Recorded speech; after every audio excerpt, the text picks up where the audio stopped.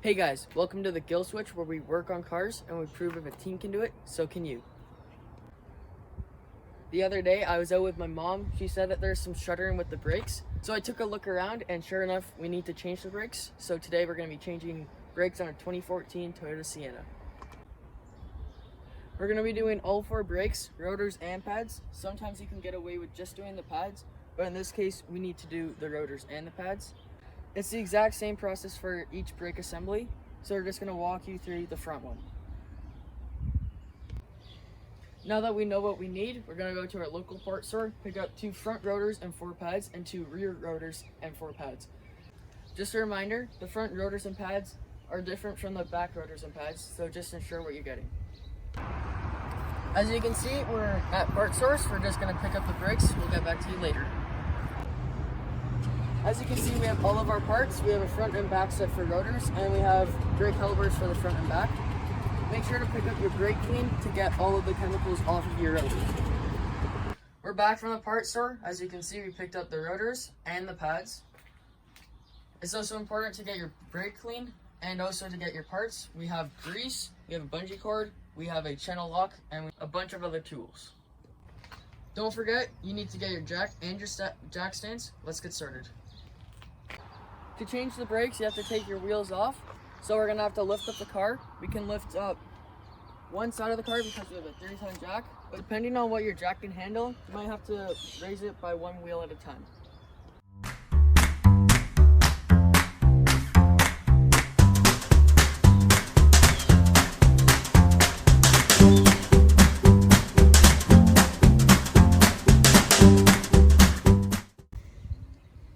Now that we got the jack engaged on the car, we're going to loosen the tires so then we can take them off. To loosen the tire, you might need a breaker bar or a tire iron, but if you saw our changing tire video, we have air tools, so we're going to be using that.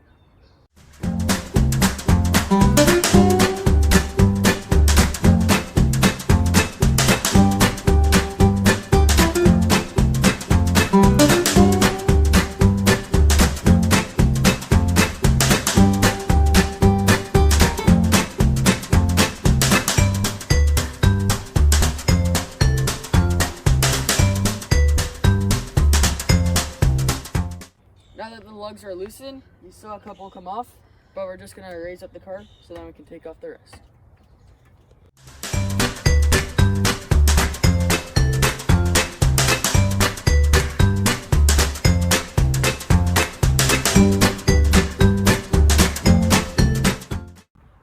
Just a reminder, we're going to chock the wheels on the opposite side that we're working on, so let's go do that.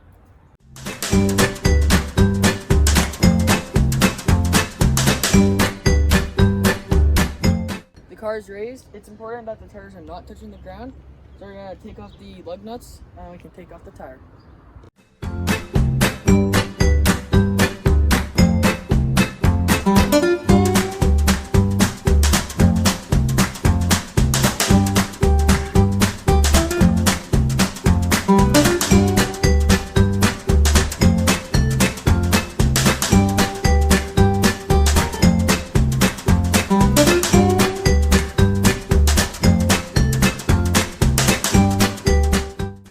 I just took off the tire and the tread is looking pretty worn, so I'm going to try to talk to my mom and see if I can change the tire, so then that could be a opportunity of a video.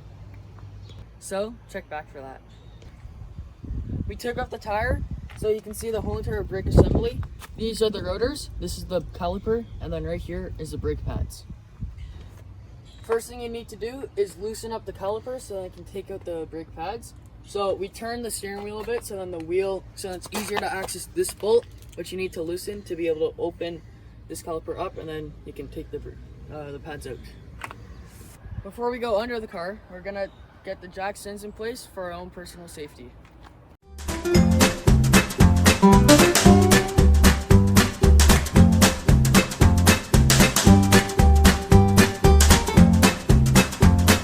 Sometimes these bolts, they're really rusted on, so you're gonna get some penetrating oil to help break the rust, so then it'll be easier to take it off.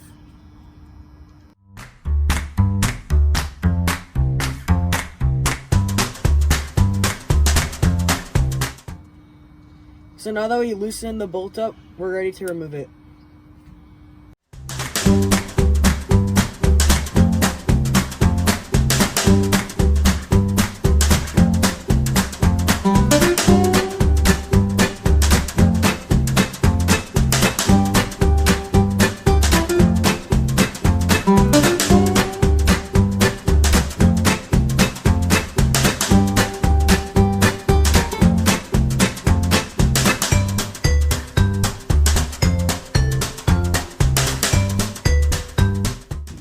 Now that the bolt is out, this caliper can open up just like a clamshell.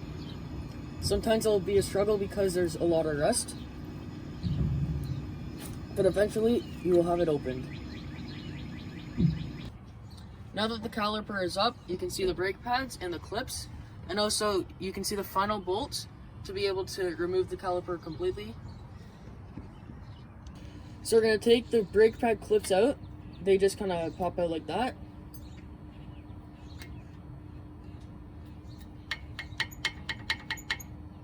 Doesn't want to come out. These are going to twist and then pull towards you. Grab and twist and then it pops out. Oh, that's really down. And then it's the same for the other side. There we go. So now that the brake pads are off, the brake caliper will slide off with a bit of force. Make sure that you have something to hang it with, so then the brake caliper is not hanging from the brake line, because that will damage the brake line.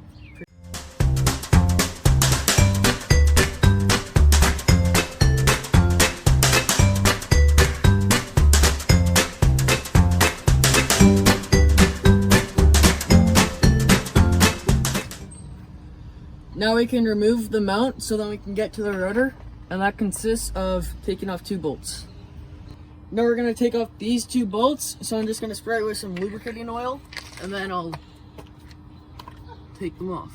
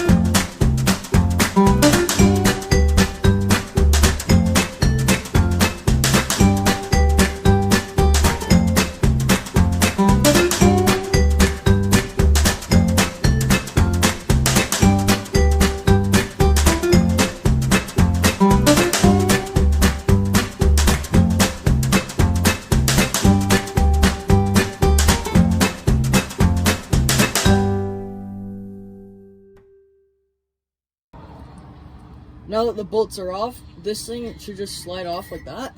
Put it down beside you, and now we're going to take a look at the rotor. So now we're going to be taking off the rotor. Luckily ours is pretty loose, but sometimes your rotor is not that loose, so you can knock it with the hammer, or they come with these bolt boots that you can screw bolts into, and then it'll pop it off. I'm just going to grab mine and pull.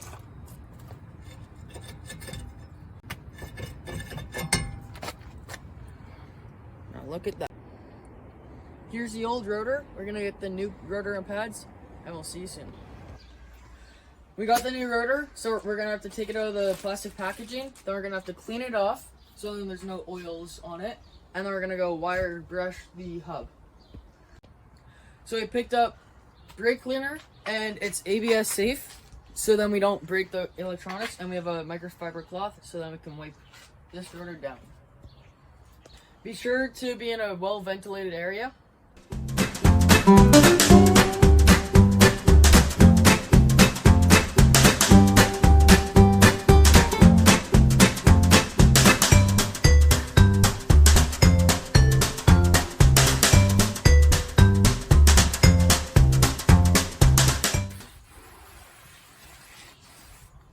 All right. We're gonna be metal wiring the rust off of this hub. When you work with rust, make sure to wear eye protection and a mask so then you don't breathe it in.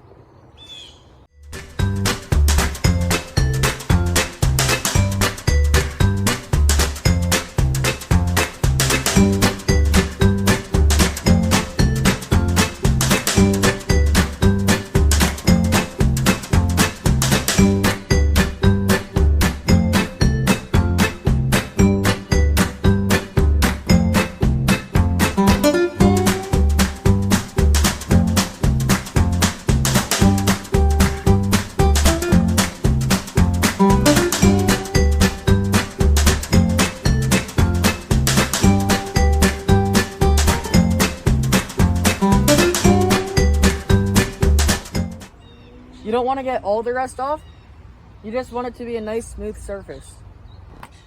Now that the surface is completely prepped, we can go and put it all together.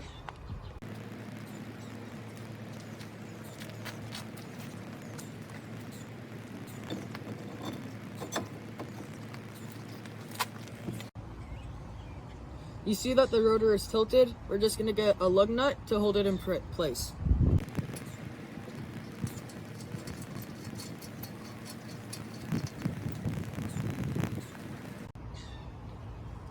Now we're going to get the caliper pad mount and put it back onto the rotor.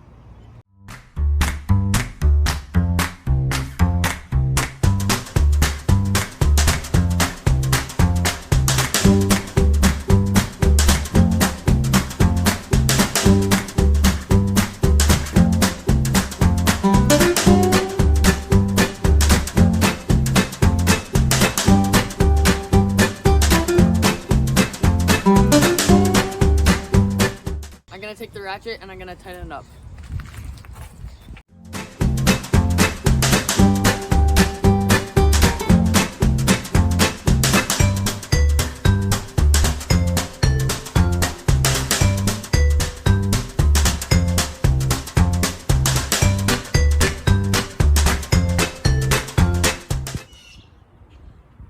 Make sure that you tighten it up to the recommended torque settings.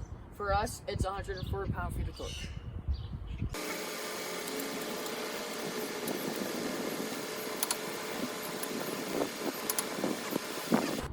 Now that we got the bolts all torqued up to spec, we can put the brakes in, but first we need to replace these clips. Here's the old pad and here's the new one. As you can see, there's like no pad left on this, and we're replacing it with a new thick pad. We invested in the Performance brand because we can get a longer lifespan of this and it will be better performance. Our new brake pads came with new clips as well, so we need to go install that.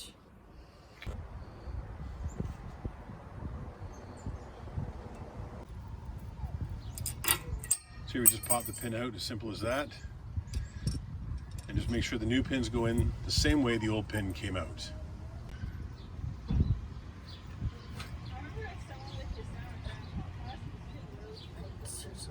This, so now we're gonna get the pad in.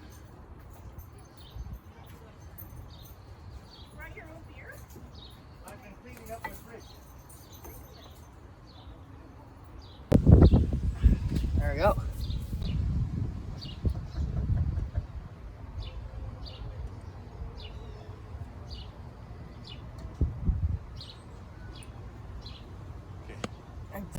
Once they're in correctly, they should look like that.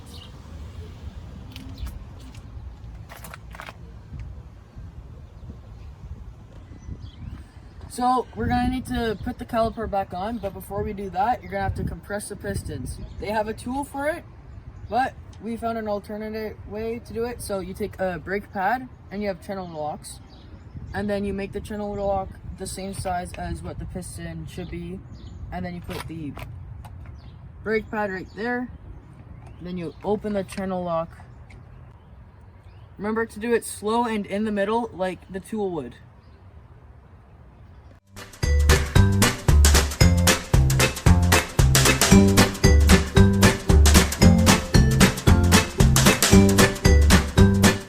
Completely compressed piston by just using a channel lock and brake pads.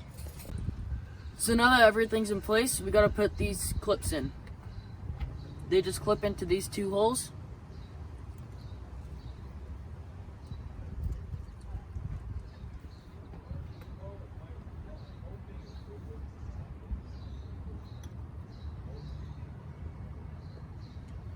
And there we go. We gotta put this caliper back on. So we just have grease to put on this pin. It's just automotive grease. You can have brake grease, anything that has grease in it will be fine. Just put it all over the pin.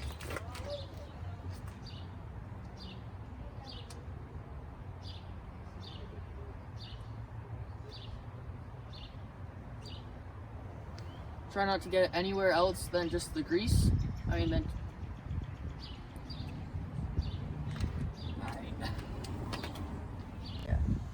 Now that the pin is greased, we can just slide it back on.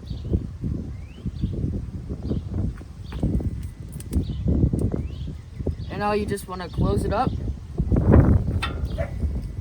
And then you need to get the bolt for that, tighten up.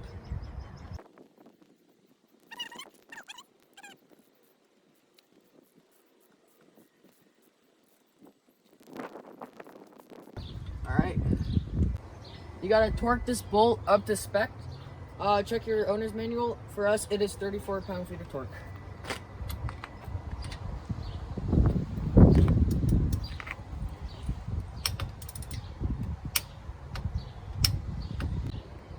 Now we're done. We just gotta get the tire back on. Before we get the tire back on, don't forget we gotta take off that lug nut.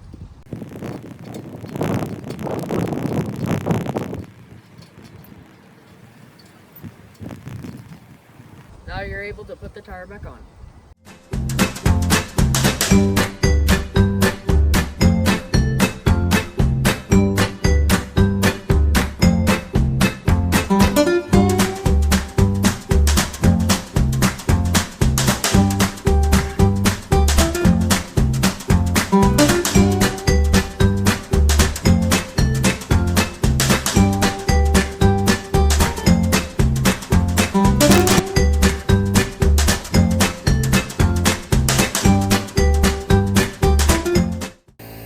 Wheels tighten, we're gonna torque it when we lower the car.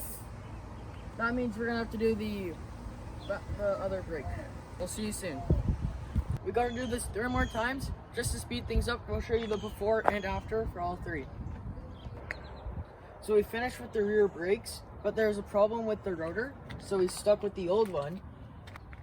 But there's nothing left on the pad, so we decided to go with the new ones. Well, we take care with the problem with the rotor. We're doing the rear. Since we couldn't change the rotor on the other side, we're just going to be doing the pads.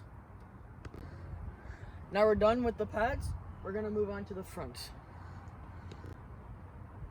We're doing the front now. We're going to be replacing the rotor and the pads like the other side. When you're changing the rotors and pads, make sure that you give yourself enough time, because as you see, we lost daylight and we gained range. But we finished it and we're just about to put on our tires. So, see you soon.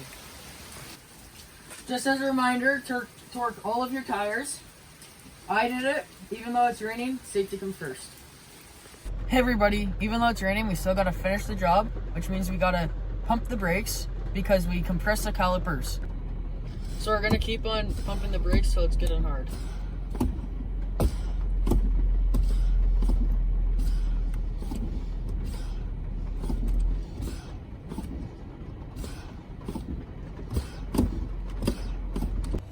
We just pumped the brakes, everything feels good, so we're gonna go for a test drive.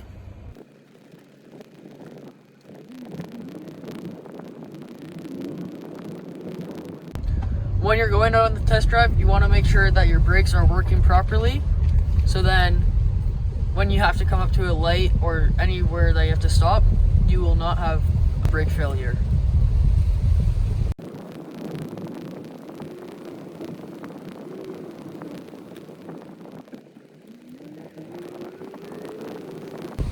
You also want to make sure that there's no brake pads that are rubbing, because it will wear out your brake pads and rotors very fast.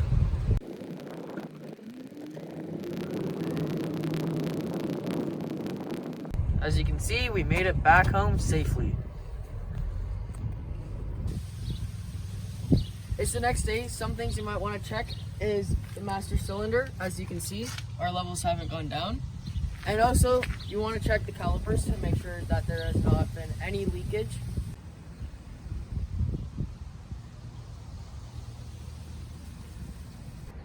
Now you want to go out on a test drive. You want to get up to speed, then let off the gas. Do not hit the brakes, but let off the gas and make sure that your car does not slow down instantaneously.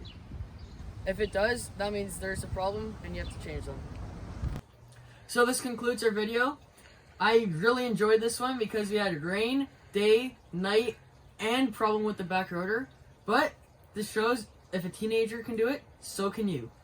I hope you liked this video. If you did, give it a thumbs up. Hit that subscribe button. If you didn't, put it down in the comments below what you think I could do better.